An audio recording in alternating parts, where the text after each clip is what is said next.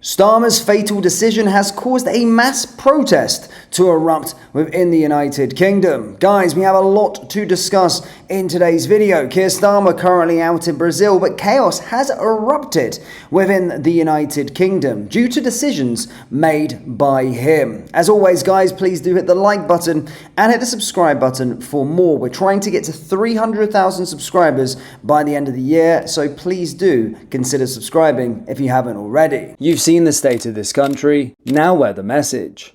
Wankir, Stuck Farmer, Liber. Shop the full collection by going down into the link in the description or heading over to BritishStan.com. So, let me take you back a couple of days ago. Basically, essentially, the whole of the left were flexing this sort of small boat data. They were going out and saying, well, I haven't heard from the right in a very long time. I haven't heard from politicians commending Labour and the job that they've done, which has seen 11 days straight of no small boat crossings. Essentially, guys, these people don't have any brains, and they can't quite work out that, well, the choppy weather conditions caused the boats to come over and not Labour stopping the boats. Essentially, the reason why there was no boat crossings was because there was no boat crossing attempts during this 11 days due to weather conditions. And then following this, as I said, they went on this. They went on a mad rampage about this and were flexing these results, Narinder Kaur being one of those. However, we do have some news this morning, and as you can see, reported by GB News, 1,500 migrants have crossed the channel since Thursday. Let's have a little watch of this. 500 small boat migrants have crossed the channel illegally since Thursday, GB News can reveal. And our Home and Security editor, Mark White, is available for us now to share more details. Mark, what can you tell us? Well, the third straight day, we are seeing more migrant activity in the channel, and it should come as no surprise to those who are regular watchers of what happens in the English Channel. We've had a fortnight of really quite appalling weather in the channel, which has meant that the people smuggling gangs have not been able to push these small boats into the water. But the second that the conditions improve in the channel, that's exactly what happens. All the more bizarre then that we've had a number of ministers during the end of that fortnight coming forward and saying the fact we haven't had so many crossings for such a long period of time shows that government policy is making an impact. I've been talking to a senior maritime source this morning who says absolutely nothing of the kind. This is all to do with the weather, and proved clearly by the fact that we are just seeing a short window of a few days of passable conditions, and they're pushing them out in very significant numbers, Charlie. On Thursday, 621 migrants crossed in 9 small boats. By yesterday, the end of yesterday, that had increased to 1,269 after another 648 crossed in 9 small boats. And today already into Dover Harbour, 240 have crossed in 3 small boats. Another 2 vessels are out in the water. The conditions are going to remain passable for today and even into tomorrow, where we could see significant numbers crossing again tomorrow.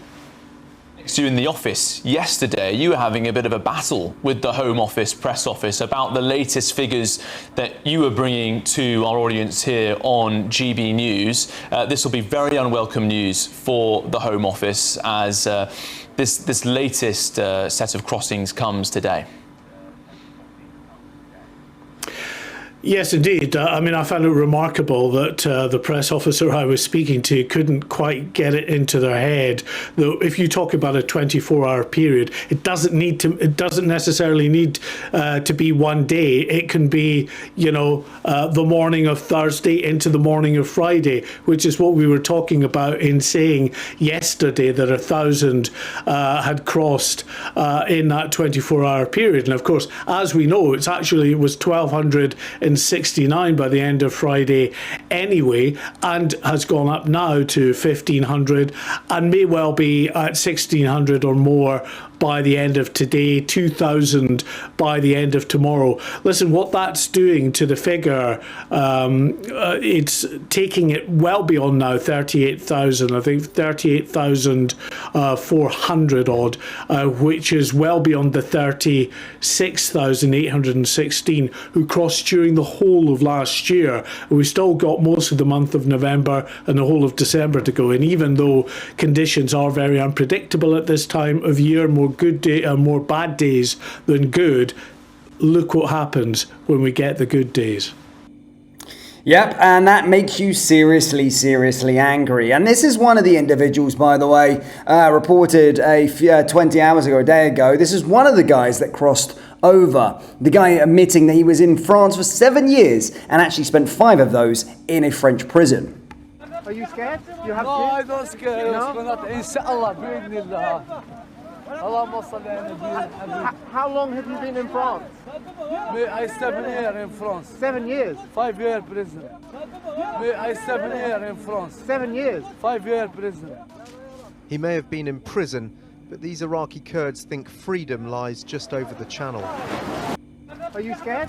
There you go, your new residence, guys, and your new residence, this tit here, 5 years in prison, in French prison, coming in, ditched his documents, flexing the fact that he's coming over to the United Kingdom. The UK government will see this and do absolutely nothing about it. And yeah, he's now in our streets. He'll be in our streets somewhere, and you paid for it. You paid for him to come to the country. You paid for him. Now, as stated, the government seems to be saying that they're trying to do a lot of stuff for stopping hotels and whatnot. But, of course, they're turning a military barracks into housing for asylum seekers.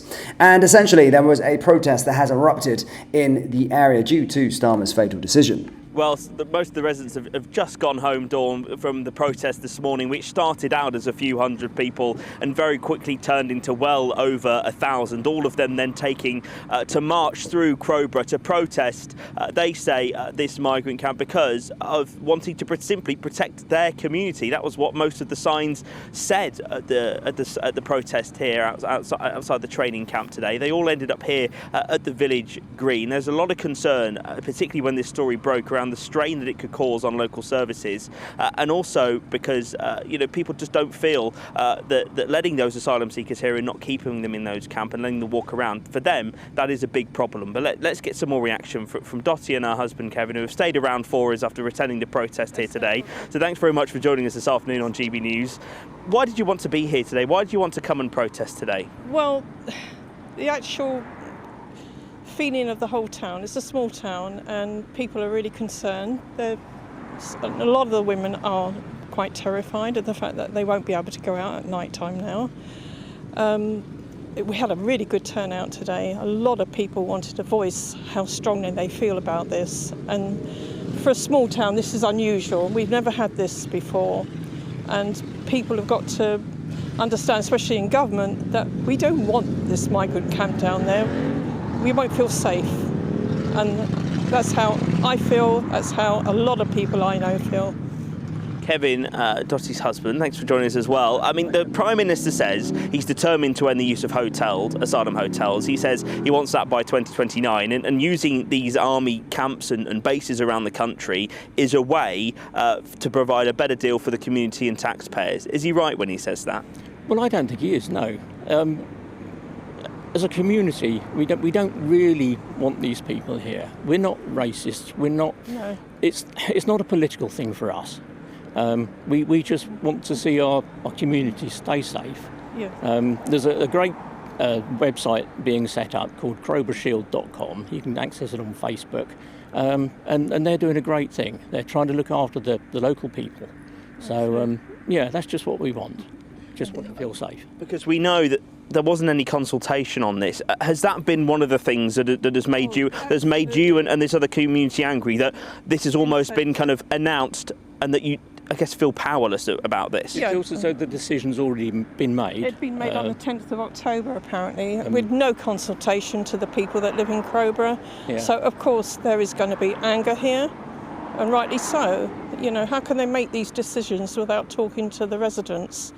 And one of the things, as part of the migrants who are going to be housed in that camp, is they'll receive GP services on site funded by the Home Office. As we understand, yes. I mean, how does that feel, given that you're a rural community and there must be strain on your own services? Well, you've got to remember, these people are arriving in this country illegally, right? And they're having all this privilege and entitlement, and it's not right. It really isn't right.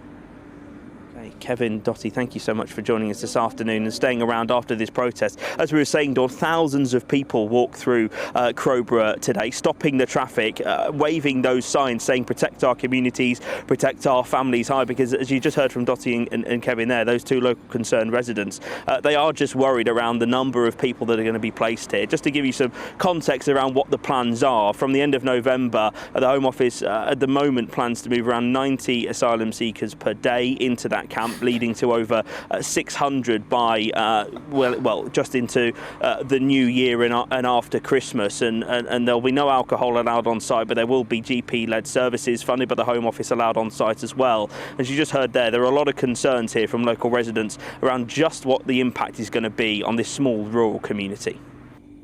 That makes me so angry. I can already see that's such a place that I used to live, actually, funnily enough. I didn't live in Crowborough, but it reminds me of the village that I used to live in when I was a young boy. A very rural community, a very tight-knit community. And I can only send my prayers to the individuals that are living there. They would have never seen anything like this. Up to 690 a day of these individuals. One of them, your boy here, who just said that he's been 5 years in prison, coming to Crowborough, cutting about this. Look at the lovely rural community that is. That's a lovely village, lovely little town.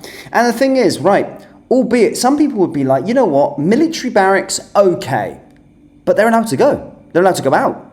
When on earth do you commit a crime and you're allowed to just fuck off and go around the local area? It makes me so angry that you can commit an illegal act for coming into this country and you're not in indefinite detention until you're deported.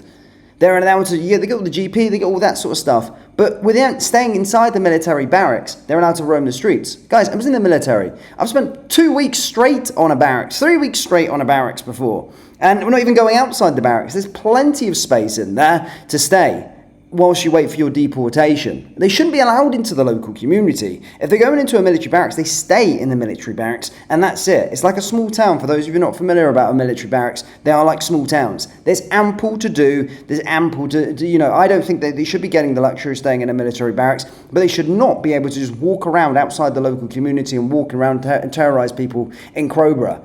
It's making me angry. And then you've seen 1,500 of these individuals have crossed since Thursday, and nothing is being done about it. I feel for the people, I really do. Guys, do let me know your thoughts on this one down there in the comment section below. Hit the like button, hit the subscribe button, and I'll see you all next time. Take care. Peace.